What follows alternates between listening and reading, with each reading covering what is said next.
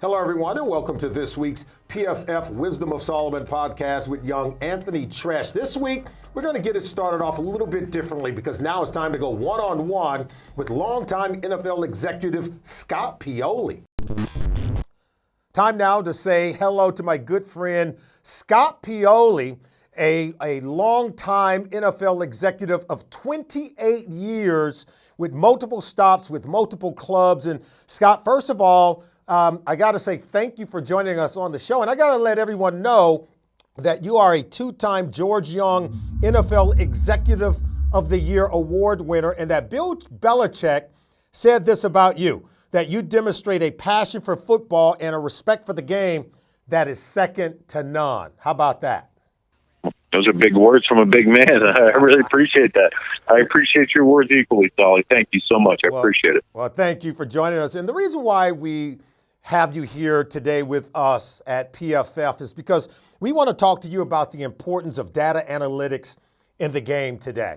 Just kind of help me to understand, help us all to understand what was the earliest time that you can remember when data analytics was used in our game of football and helping teams to draft players, to evaluate players, to help win games on Sundays?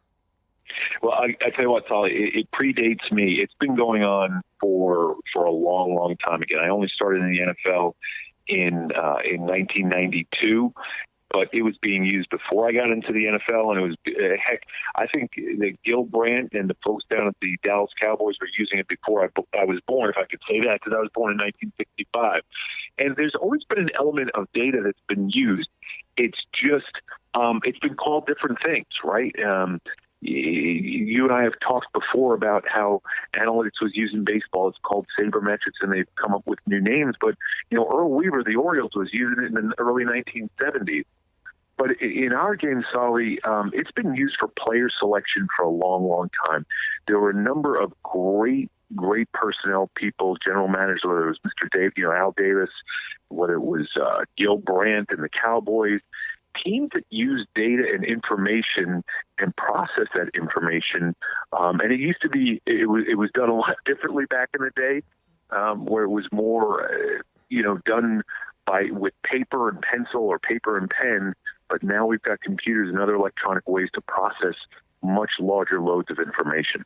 Help us to understand, how did you use it in the computer age of technology, the ability to crunch information and go very granular and when it comes to player evaluation through the draft, through free agency, with the salary cap, in terms of understanding just how to value a player monetarily? Help us to understand that. Well, we used it in the salary cap, and again, I was fortunate. We use it in all of those areas, and the way that I use it, again, I was more of an old school football guy even when I was a young person. So I learned a lot, but was always very open-minded and worked with open-minded people like Bill Belichick, like Bill Parcells. I'll tell you this, even Dick McPherson when I was a graduate assistant coach at Syracuse. And the earliest ways that I understood it was just in simple game planning, where you would chart every play. As a coach, coaches would chart plays, first and 10 from the plus 40 on the right hash. They'd put in all these numbers in that and give identifiers for the numbers, put it into computers to find tendencies, right? And this way you would maybe be able to predict a little bit more patterns of behavior and play calling. Then on the personnel side, we used it just to find out, sometimes in its simplest forms, breaking down, finding players at particular situations and positions in terms of height, weight, speed, all of the different things that we would track and we could track when we did the 3-cone drill, the short shuttle. But then, Solly, it started taking on, the other way that we looked at things was by looking at statistics. Especially when you're, as a scout back in the day, when you couldn't get around to all of the places in every corner of the country, the NCAA, I don't know if you remember this, Solly, but the NCAA used to produce weekly on their, what it used to be a newspaper, the NCAA News, that had statistics, not only team statistics, but individual statistics. And we would take all that information and put it into computers and again, find who the top punt returners were in NAIA or Division III or, in the Southland Conference. And then what that would lead to is, okay, we don't know who this player is. We didn't have enough scouts or a scout get to that place. then you would start looking at tape on a player. The beauty of numbers is it can help you support a belief that you have, or it can be a starting point, and or it could be a confirming point and or an ending point, if that makes sense, Solly. Oh, yeah, absolutely does. What is your opinion on how data analytics is used in the game today? For instance, John Harbaugh, he's going for it more on fourth downs. More coaches are going for it on fourth down because the data says that one more shot at the line to gain increases your opportunity to keep the football. He's converting, at this point, week 11 in the season, 71% of his fourth down plays, and other coaches are following that lead. Just kind of give us your opinion on how the data is used today. Well, again, coaches and personnel people use it the same way because, coaches, many of the old school coaches used to make decisions based on gut, which meant based on experience, based on situation. And the funny thing is, I think that even Coach Harbaugh is making these analytic-driven decisions, but also based on gut. So again, it's being used on fourth down plays. It's being used in situational football. It's being used, to understand the timing and the use of a clock. So it really has come a long way, and we continue to find new ways to use it. And there's some coaches that no matter what the analytics tell them, they're going to stand back and not do it. It's become complicated, but a lot of younger coaches are certainly, again, because they're being raised in the game differently. They're spending more time actually on the analytics and than they are on tape. So again, this goes back to there needs to be a respectable balance of both of the ways of doing it to get to the right spot. Right? Isn't that what diversity is about? Diversity is really about diversity of thought, and bringing different ideas to the table to make a group decision that's a better decision and a more thought out decision. So share with us maybe some of your experiences, or at least your opinion of where does the data analytics stop and where does it go too far? Where is that line, or maybe that sweet spot for integrating the two? Yeah, well, it's funny because I think we're all still battling to find what the sweet spot, and it's not always the same spot. Sally, you and I have had conversations about this before too, and it's one of the toughest places you have to get to a point where you're going to use analytics is that there's two separate camps, and finding a way to respectfully pull those camps together. Because again, let's be honest about this.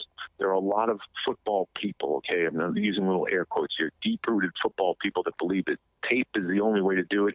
The tape or live scouting or in-person experiences are the only thing that you can learn from, or that you can make a decision based on. Then you've got this other camp that believe analytics is the only way. And unfortunately, what happens is you've got these schools of thought that are competing. And as we know, egos, there's football people with egos and there's analytics people with egos. And instead of treating one another respectfully in meetings and in conversations, they forget what being a team player is about, and they forget what team sports are about, and they try to not only force their opinion, but at times are disrespectful to one another and or condescending to one another. And again, they're thinking about their own idea more than they are about the right idea and arriving at the right spot. And it to me, as I've seen this evolve over the years, that has been the toughest part of bringing these schools of thoughts together, because they're not coming together. People are being entrenched, and Solly, you've seen this yourself, and trying to be the smartest person in the room, or trying to be right themselves rather than being right for the greater good. That's well said, Scott. Well said, and you're right. Maybe both sides have the answer, but only by working together, maybe, and sharing a brain. Help us to understand, give us some examples of players that maybe the data led you to these players. They were very successful within your system, and maybe you hit it dead on, where the data kind of led you to this eureka moment when it comes to selecting a player and having it all work out right. Yeah, I'll say this: early on in my career as a pro personnel scout, the place that it really started to show up and help me make good decisions in terms of making giving some good suggestions, I should say, to my bosses, was in the area of special teams, and not just on punt returns, but truly in production in terms of coverage, kick coverage, and special teams tackles. And it was a very simple thing, but back in the day, Sally, if you remember in the early 90s, not every team, nothing was online, right? You couldn't find the information online. You would weekly have to get the press release from the team, and it had all of their stats on it, and some teams were accurate, some teams weren't accurate, but it at least gave you a bit of an idea. And I remember early in my career, there were a couple of players that showed up on the stat sheet, and they showed up in tracking special teams tackles in totals, where there was always someone in double digits on every team that really it kind of would outshine the rest of the team. And these are not household names, but I know the deal with these players, particularly like in my time when I got to the Jets in '97, I was the pro director. When we picked up players like Dwayne Gordon, holding on to play, who was a linebacker at the University of New Hampshire, who became a key special teams backup player for us, but then had to play on defense when we had some injuries. Chad Cascadden, and then moving on to my Patriots years, there were a number of players like Larry Izzo, Mike Vrabel, who they only saw the field on special teams, but tracking their performance and their data and their numbers on special teams forced me to do more work on those players, not only on their special teams, but to go back to their preseason tape when you actually saw them playing on defense or whatever their regular position was. The numbers and the data were the triggers for me to go back and do more scouting and do more work in evaluating on these players. And those players ended up being terrific players. I mean, other players like Mark Edwards, who was a key fullback, a key player for us in our early Super Bowls. Matt Stevens, who was really a backup safety, but a terrific special teams player. Looking at the numbers when he was on the field also on defense, because he had a limited amount of play time, but high performance in that play time, forced me to go back and watch the snaps on those players and helped lead to some good suggestions that eventually became some good decisions. Absolutely. And Mark Edwards, I remember him. He was a player that went to Notre Dame, played local high school football right here in Cincinnati at Norwood High School. Exactly. And I remember him just being a blue-collar, roll up your sleeves, go to work type of football player. And it's nice to hear that data analytics can still uncover those kind of earthy football players. Has there ever been a case where the data maybe led you into the weeds, maybe led you to stray away from, I took this player, everything kind of lined up, but where maybe it didn't quite work out? 100%. And I think, unfortunately, that's maybe happened more often because, as evaluators, as coaches, we love players with tools. When we see tools and things and production in college, we love height, weight, speed, right? Strength. We love to see those numbers, and then we love to project the potential that a player has.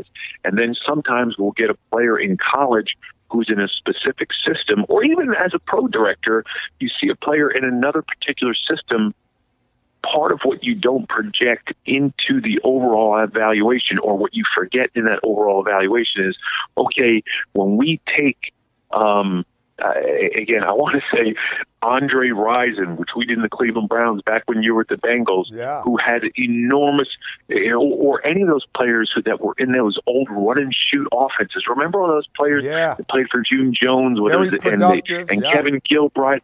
Enormously productive players, quarterbacks, but when you took them out of those systems, the numbers and the production and the analytics, so to speak, didn't always translate to the offense and or defense that you were running. It happens with defensive players too. Some players are tremendously productive and have everything you're looking for: height, weight, speed. They've got the numbers on paper. They've got the production in one system. You go out in free agency and you bring them to your system, but you understand that you may be asking them to do things that are different and or nuanced in your situation.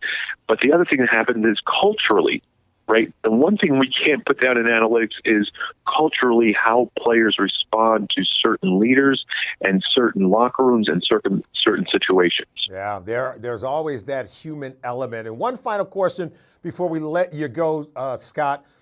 Talk to me maybe and just give me an example of how Bill Belichick, during your time with him, and I know you were with him at a couple of different stops, including Cleveland and 10 years with the Patriots as you helped build that dynasty there. Give us an understanding of how he used data analytics and how Ernie Adams and the great brains in that building were kind of at the cutting edge. And Richard Miller, who was, our salary cap analytics guy, who's one of the most brilliant people I've been around in my, 27 plus years in the NFL. I think the way that Bill used it, Bill is he's an economics major. He's very intelligent, obviously. Yet he also has this ability, again, he uses it in balance. He uses the analytics. He uses what he sees with his eyes as a coach. And I think one of the ways that I always watched Bill, I was fascinated when I first started working with him, he would diagram every single play, Solly. He would put down, he had a little box on the sheet of paper, and it was a regular letter-sized piece of paper cut in where it had 3 different grids of 3 plays. And he would go play by play and diagram the entire play. He'd write down distance, all of the information, but then he would also draw the play. And he would carefully diagram every single play, exactly how it was. That's how he taught people to work for him, too. And then he would look at those and study those. Then he would cut it in each third of the sheet of paper, and he would collate them in whatever way his mind was thinking he wanted to do, whether it was by down and distance, whether it was by formation, whether it was by... So he was his own computer, so to speak. And then as time evolved, he used that along with some of the analytics information he would get. Bill, these coaches, the great coaches and people that talk about process, to me, what I watched and really learned and respected about Bill was he did analytics by hand. Right. Wow. And I know that sounds like a complete contradiction, but there is such a thing. And because he was taking himself through the process of watching and seeing how things unfolded or how they related to one another, not just by looking at raw data and numbers, it told him a story. He saw the story, he sees the story, and he knows and can then calculate how it's going to unfold into human beings on a field and make some of those decisions. And that's why, I have never eschewed analytics. I believe in them firmly. As a football person, I believe in the game. I believe in the tape. I believe in behavior and human behavior and what you see players doing on the sideline. And to find a way to marry those two things and understand that you have to respect all of it and that it's this giant mosaic that you then put in front of yourself to try to make informed decisions, that's the most effective way to use all of it. Well, Scott, hey, I couldn't have given a better example myself. And even if we went into the dictionary to try to find an example of how to marry the data analytics and the human element combined, what you described from Bill Belichick and given your opinion as well, we greatly appreciate it. We respect it greatly. Thank you for taking the time to join us on the podcast. We look forward to spending some time with you soon, okay? Thanks so much, Solly. Really a pleasure. Thank you so much for asking me. It's truly an honor. All right. All the best to you, Scott. Thank you very much. Take care. All right. We want to thank Scott Pioli. He was awesome, giving us some great information. With that said, Anthony, before we get going, because I always like to check in with you to see what's going on in the bowels of the building here at PFF, what have you been working on this week and what's been happening? Yeah, working on a couple articles this week. Of course, my weekly highest graded rookies that'll come out on Wednesday, and then the underrated player list, which we'll touch on here in a bit. That's right. So I've been working on a lot of those. That's all you're doing? Football, data, no fun? You don't get out to maybe speak with some of your old college buds? Well, this weekend kind of just hung around with guys here around the office, because it's a good time. So yeah, hung out with them and then come watch football. So learn a lot. So football all the time. Passionate about data. Passionate about the game of football. Got to feed the brain. That's exactly right. Got to feed the brain. Let's go ahead and get it started by talking about maybe some of the hottest quarterbacks in the National Football League as we enter Week 12. Because what I'm seeing from guys like Russell Wilson, Lamar Jackson, Kirk Cousins, even a Derek Carr, and even Dak Prescott has made our list of some of the hottest quarterbacks in the National Football League. I'll let you lead it. Who do you see as maybe the hottest quarterback right now in the NFL?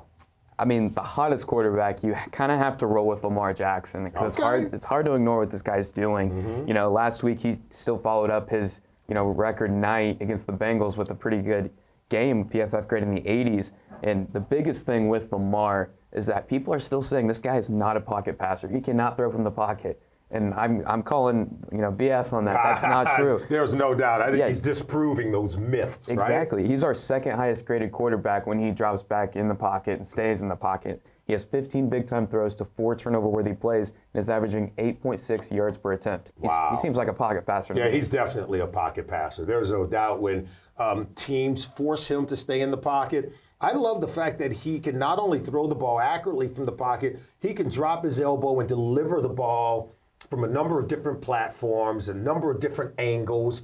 He seems to have the arm talent of some of the other quarterbacks on this list, but because he's such a great runner, I think a lot of people are just reluctant to maybe give him credit for that. And also, coming out of college, because I'm sure you graded him, you looked at him, when he was coming out of Louisville, the accuracy was not what we're seeing today. Exactly. I mean, last season even, it was not. It was one of the worst in the NFL.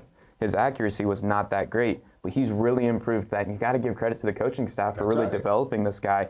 And last week, his rushing, it was insane. This guy broke 7 tackles on 6 attempts last week. Against a good defense like the Houston Texans. Exactly. And, he had 4 runs of 10 or more yards on 6 attempts again. Yeah. So, this guy's dual threat, and he has to be the hottest quarterback in the NFL I think he's smart, too, because he does push the ball down the field. He's using his tight ends smartly. He's using his backs out of the backfield smartly. When he does take off to run, he still has his vision downfield, so he still is running to throw. But once he sees that first down marker, he's totally committed, isn't he? Exactly. And you kind of have to agree with Mark Ingram. After the game, he was talking about MVP. This guy, he's inching in on Russell Wilson as favorite for MVP. Okay, he has to be. I got one for you, Anthony. My guy, hottest quarterback, particularly in the last 8 weeks of the NFL, is none other than Kirk Cousins. More touchdown passes over the last 8 weeks than any other quarterback in the NFL. Fewer interceptions. 18 touchdowns, by the way, over those last 8 games. 1 interception in the last 8 games. And he's averaging more passing yards per game over the last 8 weeks than any other quarterback in the NFL at 281 yards per game. Most people don't want to give Kirk Cousins his due, but dare I say, because of the money that he was given, I think a lot of people thought he'd never live up to it. But this guy is playing phenomenal. And I will say this, because I think you know this already.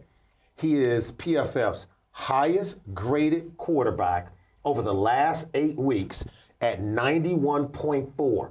Now, our data suggests that he's the hottest quarterback, at least over the last 8 weeks, of any quarterback in the NFL. Yeah, you're exactly right. And if I couldn't pick Lamar, I would go with Kirk Cousins because this guy's been good. Even including those first 2 weeks when he wasn't that great, and then he had to end up apologizing to his receivers for being so bad. He's still our second highest graded quarterback, including those weeks. So this guy's been pretty lights out since. So here's the deal. Because the data says that he's the hottest quarterback going. But the real ability to go out when your team is down 20-0 at halftime, at home against the Denver Broncos, and the fans are, they're teetering. They're ready to bail on Kirk Cousins now. They're ready to go back to what we saw in September when people were questioning him. Remember week 1? I think he only attempted 10 passes in the entire game, and people were like, we're paying this guy all this money for that? And that was a game they won. And so now people are starting at halftime of this game. They're down 20-0. They're starting to doubt Kirk Cousins again. And so to me, it goes sometimes beyond the data when you can come back out, a player senses the moment that his team, maybe even the season, is on the brink. Not that if they would have lost this game, their season would have been over, but the confidence that they had within themselves as they were heading into a bye week. All they do is score 27 points in the second half of this ball game. And I think he throws 3 touchdown passes, even a big-time 54-yard bomb to Stephon Diggs, another touchdown pass to Kyle Rudolph. He was phenomenal in terms of how they came back and won this game. And so that's why I call him the hottest quarterback going. But I think he's trending maybe to being something none of us ever thought he would be.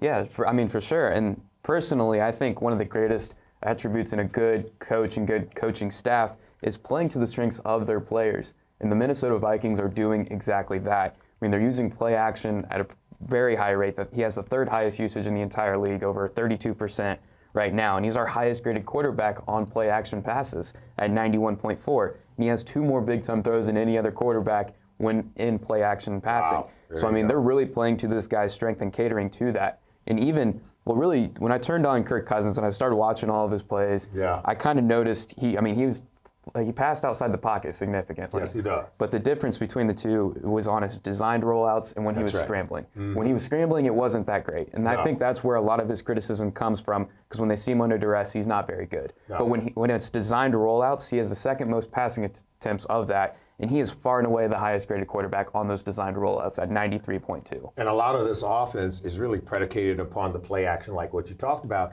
But they also do the reverse bootlegs where he gets outside of the pocket. That's how Kyle Rudolph got open on the touchdown reception, where he literally walks in for a touchdown. So some of these plays are designed to get him out of the pocket. He's not scrambling out of the pocket. He is not the kind of quarterback that we're talking about with a Lamar Jackson or Russell Wilson, where he can use his legs to extend plays, help his receivers uncover. He's not that kind of guy. But he is functioning within the system at a very high level. And I think the coaches there now understand who Kirk Cousins is, what they can do with him, and what he's good at. They seem to have hit a high peak. And as our data suggests, and as his production would show, he's the hottest quarterback going right now. Let's move on to Russell Wilson, because he leads all quarterbacks in our PFF grading through week 11. He was off in the 11th week, but he earned it after that big-time win over the 49ers. And that was just a huge game for him. But he still is playing at an elite level. We know that he's trending toward MVP, he and Lamar Jackson.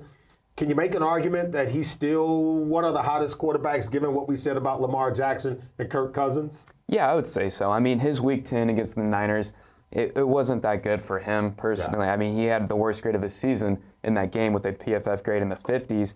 But like you said, he's still grading out that elite level, the highest among all quarterbacks. So you kind of have to say he's still number 1 across the board as far as MVP goes. And, I mean, he is still pretty high. I mean, going back to his 2 games prior to that, he had a PFF grade of 88.4 against the Falcons and 87.2 against the Buccaneers heading into the Niners game. So this guy's still high. And I mean, if he can come back and produce another good game, you have to say he still is by far and away the best. Here's why I say Russell Wilson could be considered the hottest quarterback in the NFL. He's done it wire to wire from week 1 through week 11. He has played at a phenomenally high level. He struggled a little bit in that game against the San Francisco 49ers. But have you seen the San Francisco 49ers play defense? I mean, every quarterback is going to maybe not be at the top of their game against that defense, who's got defensive linemen with long arms and a long reach to cloud your vision downfield, secondary on the back end who can make plays. They have coverage linebackers with the 49ers that are second to none. He threw that interception late in the game in the red zone. I was like, oh, that's not like Russell Wilson. But guess what? Only, 2-3 interceptions all season long? I think that's what the numbers show. And what's really kind of crazy about Russell Wilson is his downfield passing. Like you said, you don't see those turnover-worthy plays or interceptions often from him. Nope. When he's throwing at or beyond the sticks, he is the highest graded quarterback at 94.1 and has 27 big-time throws to 2 turnover-worthy plays. There you go. That's crazy. Astronomical. Yeah. So all I'm saying is when Russell Wilson, I don't say any guy, when Russell Wilson throws an interception, it's kind of like an eclipse of the moon. It doesn't happen often, right? Exactly. And you can't be perfect. Yeah, you can't. No one's going to be perfect. And he was going up against a really talented defense, one of the tops in the league when it comes to pass coverage. And so, he threw that interception. It's kind of what we last saw of Russell Wilson. But no, this guy is playing phenomenal. And you talked about the touchdown to interception ratio. There still is none better than what he's doing right now in terms of big time throws, touchdown to interception ratio. So one can make an argument that he is one of the hottest quarterbacks in the league. Let's move on because Derek Carr leads all quarterbacks in completion percentage at 72.3%. If that holds up through the end of the season, Anthony, he will set an NFL record for completion percentage in a single season. Derek Carr. So one could say based on this, he could be considered as one of the hottest quarterbacks right now in the NFL. Yeah, I mean, and I think it's a little bit deeper than that too, because he has a low average depth of target, but he's being great on these short, precise throws. That's right. And in Gruden's, West Coast offense, he's been executing it to perfection. It's a dink and dunk type system. Yeah. There is no doubt about it. He's doing what he's asked to do, right? Exactly. And then when you look at, the horizontal plays in this West Coast offense, when he's throwing horizontal lead passes, so he's leading the receivers kind of like on crossing routes or slants, he's the 8th highest graded quarterback and 1st in yards per attempt, 3rd in adjusted completion percentage, and 4th in pass rating on those throws. So he is really taking advantage of this Gruden offense, and it kind of seems like they're thriving off of each other. There's no doubt. He's thriving off the fact that there are some easy throws, some quick throws. He's getting rid of the ball quickly and accurately. But he's also getting some receivers who are producing yards after catch. They're good at breaking tackles. They're good at moving the sticks after making the catch. And so, they're feeding off of his ability to complete those passes. And I'm loving the fact that I'm seeing him grow before our very eyes. I think I always thought he could be a special quarterback. But John Gruden is working with him.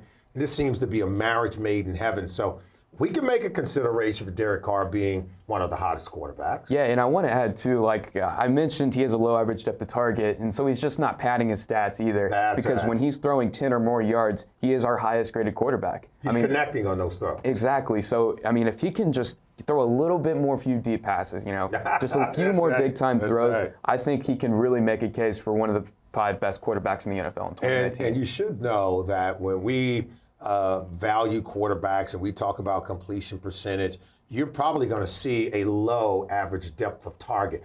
As you see a high average depth of target, the completion percentage comes down. Right. So if he's going to break this record, he probably that average depth of Winston. Jameis Winston. It's the opposite. He has a high average depth of target, low completion percentage, right? This is kind of besides the point, but the interesting thing is, a few weeks ago, one of our data scientists, Timo Riske, he's out in Germany, he works for us here, and he tweeted an interesting nugget about Jameis Winston at the time had a higher probability of completing a pass 14 yards downfield than behind the line of scrimmage. Behind the line of scrimmage than going short. Yeah. That's right. Yeah. He's so that's good. besides the point. Yeah, he is good going down the field. Unfortunately, some of those down the field throws go to the other team. Exactly. Right? Exactly. All right, let's finish up by talking about Dak Prescott because right now he leads all quarterbacks in the NFL in passing yards.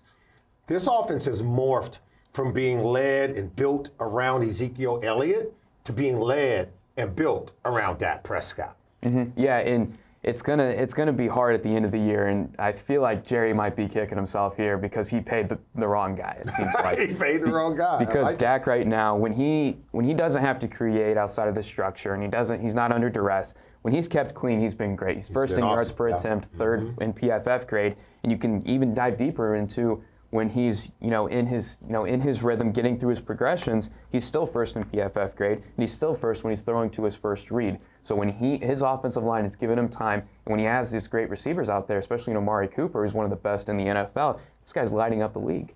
So we have to consider Dak Prescott as one of the hottest quarterbacks in the National Football League, and I think that's going to continue to trend upward. He is improving and getting better, seems like, with each and every game. Now we just got to get Ezekiel Elliott to show up in the offense and help his quarterback. All right, let's move on because young Anthony Treash is always digging up great nuggets, and that's why he's on the show. I mean, this guy is a future star. I'm telling you right now. And where can they find more of your information? Because we're going to get to this segment. We're going to talk about the most underrated players. And I know you did something on all 32 teams, the most underrated player on all 32. We're only going to talk about a few. But if they want to access your articles, your information, where can they go? Yeah, and go over to pff.com. Thursday, this article will be out. But as you said, we're just going to touch on roughly a quarter of these guys. So you can find every team over there Thursday. Yeah, you're going to find the most underrated player for each of the 32 teams. You can go to pff.com to take a look at Anthony Treash's list. He does a deep dive, and it's based on the data. It takes all the emotion out of it. So talk to me about what do you got, because we have a few guys on this list, and some of them even caught my eye as a huge surprise. Yeah, and to start, I kind of want to bring up a guy that PFF has loved from the start. You know, most guys didn't like him. Most scouts were kind of like, we're not sure, because he came from a small school. And that guy's Andy Isabella, the wide receiver, came out of UMass, now with the Arizona Cardinals, and he's been slow rolling his way into the offense. Only has 10 targets so far, but what he's doing on these targets is pretty insane. He has 3 broken tackles, 3 explosive plays, 2.86 yards per route run, and has caught 100% of his catchable targets. And when you look at his style of play, you see his height and weight, and you think, this guy's a slot receiver. That's right. Julian Edelman, he's 5'9". He looks the part. Exactly. He's 5'9", 188 pounds, and you're going to say, yep, that's the next Julian Edelman. Not at all. This guy is more than a slot receiver. He can play out wide. And when you look at his numbers when he was with UMass, he was the highest graded wide receiver overall, but the highest graded wide receiver when lined up out wide. Yeah. And the crazy part about it is he averaged 2 more yards per route run than any FBS receiver when he was lined up out wide last season. Isn't that something? Mm-hmm. So he can work in the slot, but he can also work outside the numbers against some of the top end corners, adding great versatility to that Cardinals offense. Exactly. And, you know, Austin Gale actually interviewed him prior to the draft process. And, you know, he kind of voiced his opinion when he was at the Senior Bowl. He was getting told to play in the slot, and he kind of frustrated him. He was like, wait a minute. Yeah, it's like, my speed is unmatched. You know, I can play out wide. And then he's showing that now. And it's kind of crazy that Keyshawn Johnson was actually getting, you know, a roll ahead of him in the beginning of the process, just because he has averaging just 0.78 yards per route run and catching just 80% of his catchable targets. So it seems like Isabella is going to be a good option for Kyler Murray in the future. In the long term, there's no doubt. Baltimore Ravens tackle Ronnie Stanley. He made your list in terms of being one of the most underrated players in the NFL and the most underrated player for the Baltimore Ravens. Yeah, and, you know, Ronnie Stanley, some of you might be saying, like, this guy's not really that underrated. He's a good player. And I will say, he is a good player. You know, before everyone was just thinking, you know, he's good. He's not, you know, that elite level. They were thinking he's tackle. just okay. Yeah, right? exactly. And, you know, in his first 3 seasons, he had a PFF grade around 74, 75 in each of those seasons as a 6th overall pick for the Ravens. Mm-hmm. But this season, what this guy's doing is insane from a pass blocking perspective. He's our highest graded offensive lineman from the pass block at 91.5. Wow. Is allowing a pressure rate 1.3% lower than any other tackle in the NFL. That's incredible. And overall, he's our highest graded left tackle. And, you know, coming into the season, you'd think, you know, Laramie Tunsil, Teron Armstead, David Bakhtiari, they've all been known as, you know, the best left tackles in the NFL. But right now, Ronnie Stanley is better than all of them, and he is the best left tackle in the NFL. So what about all those smarty pants out there that are saying, well, he's blocking for a mobile guy who's getting out of the pocket, and he's blocking for Lamar Jackson. Of course he's improved. But I know some tackles who will say it's harder to block for those move guys because you don't have eyes in the back of your head. When you're blocking for them, you don't know where they're going to be. It's easier to block for a quarterback where you know where they're going to be, you know where their launch point is, but it's much more difficult when the launch point for the quarterback like Lamar Jackson continues to change and is movable. Exactly. I think you hit the nail on the head there. And I think people just really need to start recognizing the fact that this guy's going to get paid. There's no doubt. He's going to get Ravens paid. level. Exactly. And people need to recognize he is the best left tackle in the NFL right now. Yeah. I mean, these guys are starting to get older. You know, Laramie Tunsil, he's 3 first-round picks right now. I mean, he was a first-round pick, and he got traded for 2 first-round picks. And by the way, Ronnie Stanley and Laramie Tunsil came out the very same season. They were the 2 top left tackles on the draft board. I mean, exactly. But right now, I would take Ronnie Stanley 10 times out of 10 over Laramie Tunsil. I'm with you, Anthony Treash. This one I loved because I've been watching this guy all season long. Love the way that he's playing. I knew he graded high for us, but the fact that he caught your eye as well, it made me feel good. I felt validated in my opinion on Denver safety Justin Simmons. Yeah, he's one of our highest graded safeties. He has a 90.7 overall grade. He's been great in all phases, you know. Mm-hmm. He and what really stood out to me is that he has just 3 missed tackles on 61 attempts. I mean, that's really good for a safety. Yeah. And just seeing his coverage perspective, he still has an elite coverage grade and has 9 combined interceptions and pass breakups. and just a 38.1 passer rating allowed. And for perspective, you're better off just spiking the ball into the ground than targeting Justin Simmons in coverage. And that's something. He is that good, and he is really helping that defense. Now, they just got to figure out how to play better on offense and maybe some other areas. Wide receiver DJ Chark Jr., that is, for the Jacksonville Jaguars. Every single week, this guy is shredding defenses. He seemingly has come out of nowhere for Jacksonville. Yeah, and he's arguably the most improved wide receiver in the NFL, I would say, just because last season he had a very poor PFF grade of 52.4 and had a 26% drop rate. That was the worst among 114 wide receivers.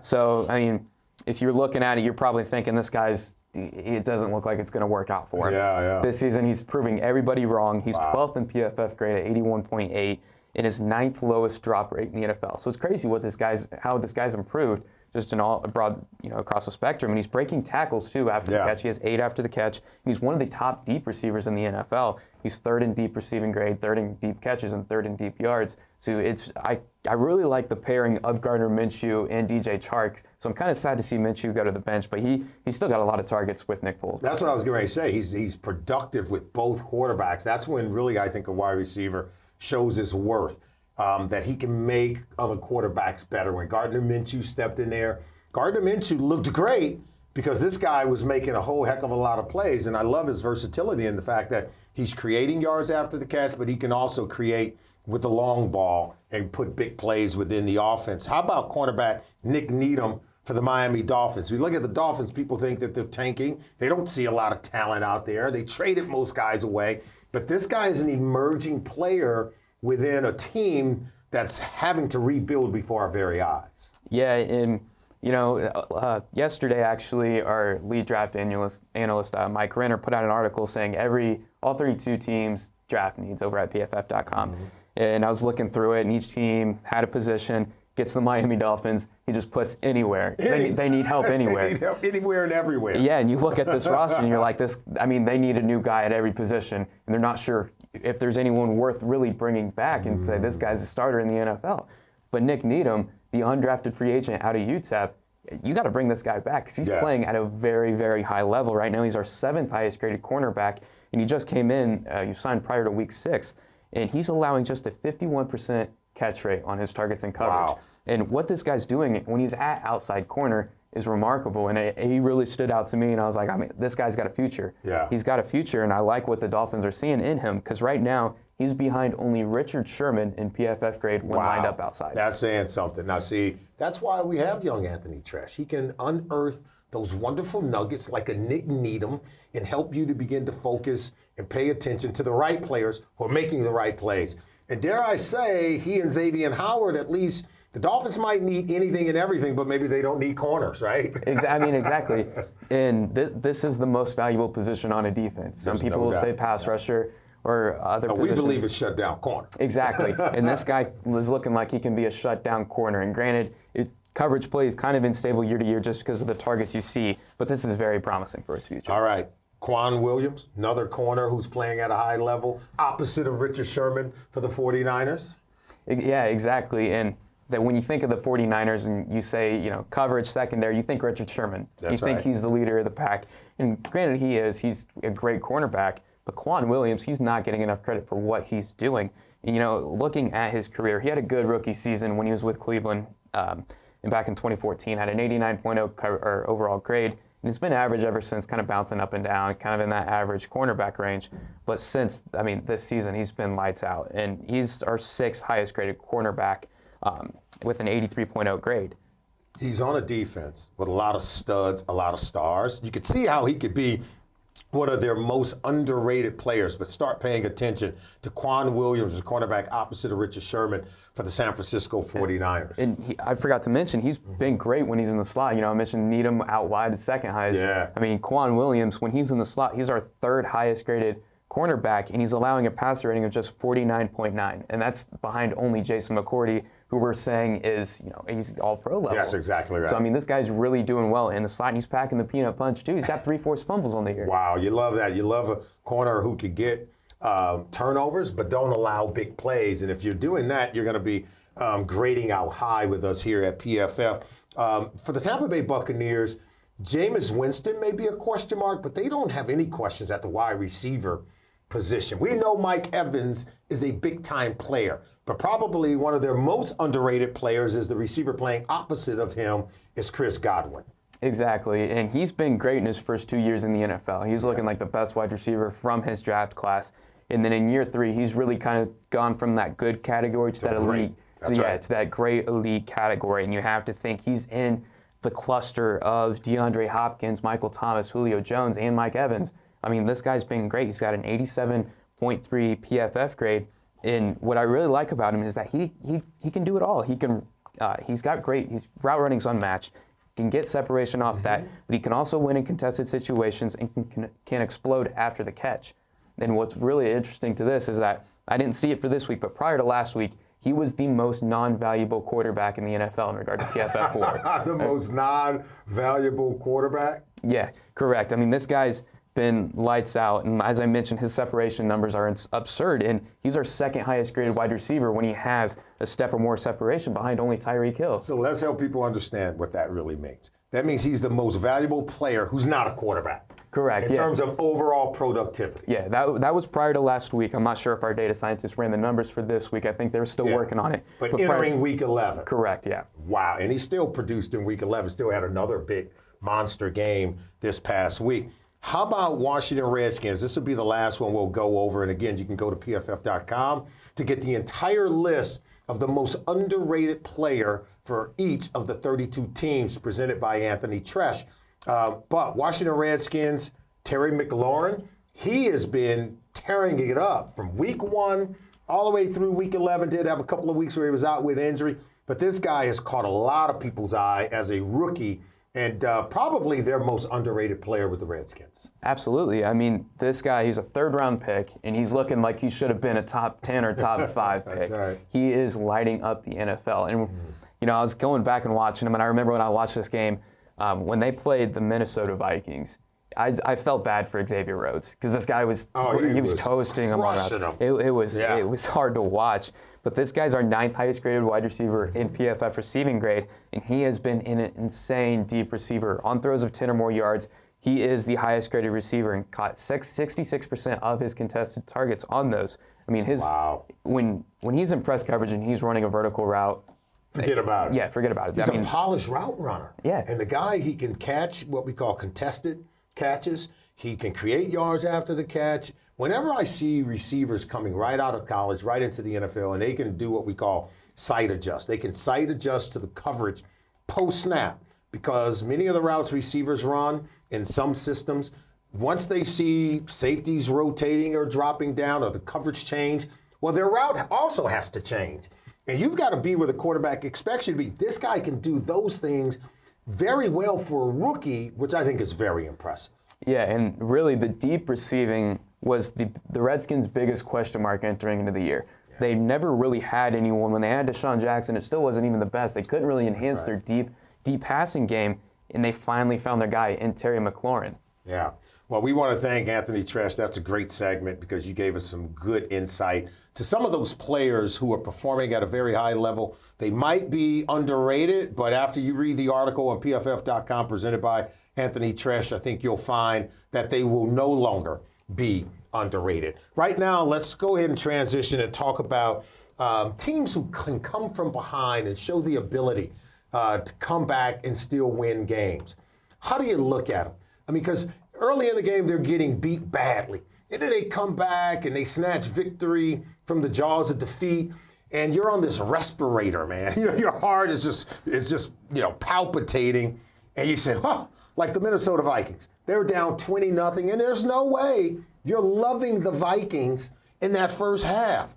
But when the game's over, you're just happy and elated. But how do you feel about them? Do you feel that shows their strength, or does it show a weakness? For the San Francisco 49ers, who were trailing in their game on Sunday against the Cardinals 16-0, and they come back and win that game, do you now see a chink in the armor and say, wait a minute, if the Cardinals can almost beat them like that, how far can they go? When you see teams that have these big swings and come from behind wins, do you see it as a strength or do you see it as a weakness in the fact that they fell behind so deeply on the scoreboard in the first place?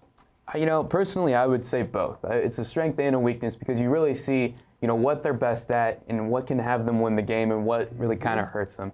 But I think between those two games you mentioned, the Vikings and the Broncos and then the 49ers and Cardinals, I think I'm more concerned with the Minnesota Vikings being down 20 to Brandon Allen. Good point. Yeah, looking at their defense, Danielle Hunter was really the only, Everson Griffin did not have a great game. He was a no-show, what we call MIA, missing in action. Exactly. Danielle Hunter was good. And then you look at the secondary, and I hate to bring up Xavier Rhodes again. The man got toasted. It was bad. He gave up 110 yards overall and 96 to Cortland Sutton. You know what really surprised me, too, is Anthony Barr was getting beat in coverage consistently. Anthony Barr, Eric Kendricks is the better cover linebacker of the two. But Anthony Barr is still a really good player. I was surprised. He couldn't stay with the tight. Noah Fant was having his way against Anthony Barr. I just was like, Cortland Sutton clearly was having his way against the quarterbacks, Xavier Rhodes, whomever they put on him. He was just shredding the Minnesota Vikings defense. And so maybe that reveals something in games to come. They've got to play Aaron Rodgers and the Green Bay Packers. The NFC is loaded. They may have to play the Saints again, right? Yeah. And Michael Thomas, and Jared Cook and Drew Brees. If this secondary can't perform better than they did against, as you mentioned, Brandon Allen, what does that hold for them moving forward?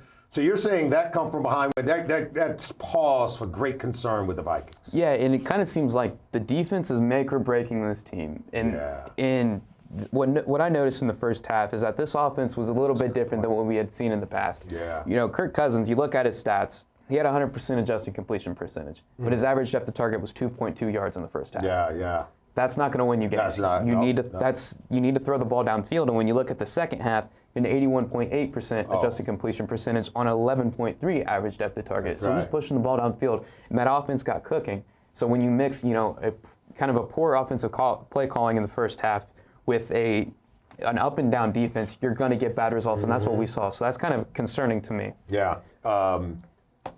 Kirk Cousins and that Vikings offense, 4 possessions in the second half, 4 touchdowns. They couldn't be any better. They couldn't in the second half. Now, they couldn't be any worse in the first half of the game, but they couldn't be any better than what we saw in the second half. And you're right, the defense, they were finding it difficult to get stops. They were a hair away and one Brandon Allen play away from losing this game on that final possession in the fourth quarter in the final minutes of the game. Exactly, and like I said, that's pretty concerning because we're talking about Brandon Allen here, and he didn't play well. He's an NFL quarterback. I'm not disrespecting the guy, but this isn't Aaron Rodgers. It's not the guys I see in the division constantly.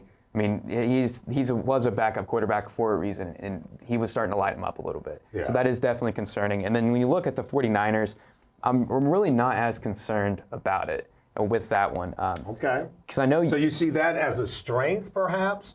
Their ability to come from behind? You're like, okay, they're tested.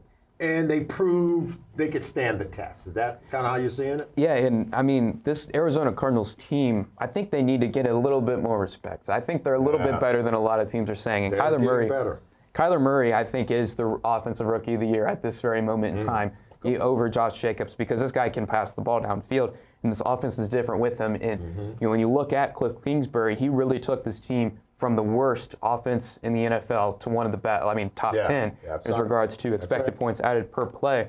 So, you kind of have to respect that. Not to mention they were without their go-to guy in George Kittle on the offense, who was one of the best tight ends in the NFL.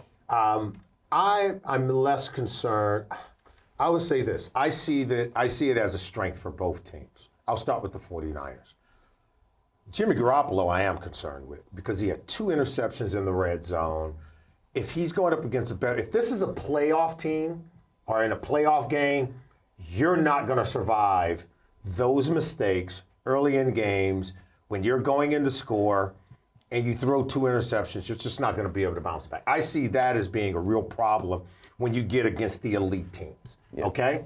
However, coming off that Monday night game against Seattle, a loss in overtime, hard-fought game, you're limping into this game. And I felt that it was a trap game for the 49ers, that Arizona could beat them. I say, because this is a team that's wounded physically and wounded emotionally.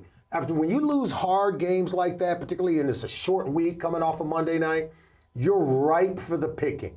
And Arizona jumped on them, jumped out to a 16-0 lead. And so now you're one of these teams that, okay, now guys, just wake up.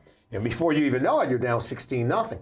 But when you have the resiliency to come back and still make the plays, even though you're flawed with 2 interceptions going into the red zone, it shows your championship medal.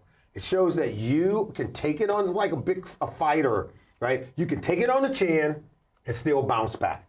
That's kind of how I felt about the San Francisco 49ers. Yeah, and he did have 2 red zone interceptions, but I will say, one of them really wasn't. It was kind of bad luck, I will say. Yeah. It was not a great pass. He threw it behind his receiver, but it was tipped to the defense and it landed right to him. Mm-hmm. So that was kind of bad luck, though. He should have made that pass. That's right. And overall, I would say outside of those 2 passes, I didn't think he played that bad. He was clicking. No, he was on those other plays. He made plays down the stretch at key moments when they needed it, right? Yeah, and when you look at his downfield passing, he had the highest adjusted completion percentage in Week 11 on throws at or beyond the first down marker at 86.7. And you really have to give credit to Deebo Samuel for finally breaking out. I love Deebo Samuel. Yeah, he had 4 explosive plays and an 84.4 grade, as well as the backs and Tevin Coleman and Kyle Juszczyk. They were really critical in this receiving game, in this Kyle Shanahan offense. And you have to think when Emmanuel Sanders comes back and is actually performing to his level. Yeah, at 100%. As well as George Kittle. I mean, this is they're going to be clicking. Mm-hmm. And that's what they needed. Without Kittle and with Emmanuel Sanders less than 100%, they needed one of these young receivers to kind of break out. You didn't know who it was going to be because they got 3 or 4 very, very young first or second year wide receivers. He's just waiting for someone to emerge. Deebo Samuel's showing he's the guy. He plays with a great energy. He's improving each and every week. He's been the go-to guy in the absence of Kittle and Emmanuel Sanders. And as you said, when those 2 guys come back, they've got another weapon in Deebo Samuel. Yeah, and the defense didn't even play that well either. That's right. That's the key thing. The pass rush, who we've said is one of the best pass rushers in all of the NFL, they did not really get the job done. Nick Bosa was kind of MIA, as you were saying. He wasn't that great. He won a few reps, but not as much as we've seen him in the past, and as well as everyone else. So I mean, when you get that defense back to normal, they're kind of the one outlier game where they were just bad, and you get this offense clicking. I mean, like I said, that's dangerous. So there are some concerns when your team is falling behind and having to mount these come from behind wins, particularly when they're going up against a lesser opponent. If you're going up against the big boys and still can come back from behind and win a game, okay, we're going to call that a strength. And maybe it's the mettle that you need in terms of being tested so that you can make a run in late December and into the postseason. If you fall behind in one of those big-time games, we know that your team can come from behind and win it. This has been a great hour for the PFF Wisdom of Solomon podcast with one Anthony Treash. You had a lot of fun doing this? I did, yeah. We're going to do it again next week? Yeah. All right, we're going to teach the people something? Yeah, that's the goal. That means you got a lot of work to do. All right. Thanks for joining us this week. We also want to thank our special guest, longtime NFL executive Scott Pioli, for joining us here on the PFF Wisdom of Solomon podcast with, again, young Anthony Treash. Don't forget to join us again next week.